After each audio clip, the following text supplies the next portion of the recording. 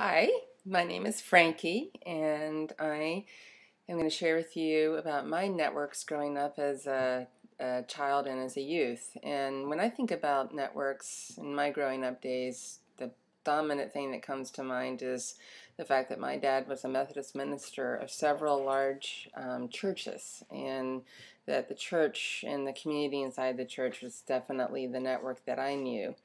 In fact, our neighborhoods, we lived in a parsonage, and that kind of created a distance between us and our neighbors. I certainly knew my neighbors and loved hanging out in my neighborhoods. I was just really always outside because I was in Florida and the weather was good and I was a tomboy. But mostly where I got support and felt valued and did all my connecting up as a kid and watched and all of that was in these church networks.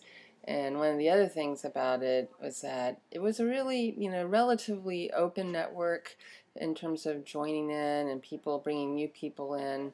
But it also, in some ways, was insular in that, your world and your worldview revolved around the perspective of the people in those networks, which were mostly white, middle class, Christian.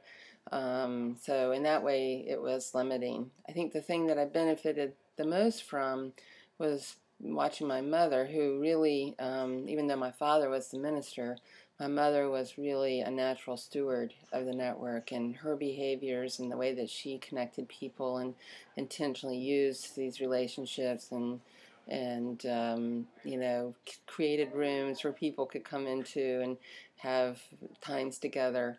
Were just this invaluable lesson that clearly I benefit from now in my work. I know it. I can't tie it to it directly, but I just kind of feel it in my gut that I had this amazing model in my mother and these church networks. So even though I kind of missed out on the neighborhood thing, I feel really lucky for the most part for having this experience as a child and as a teenager.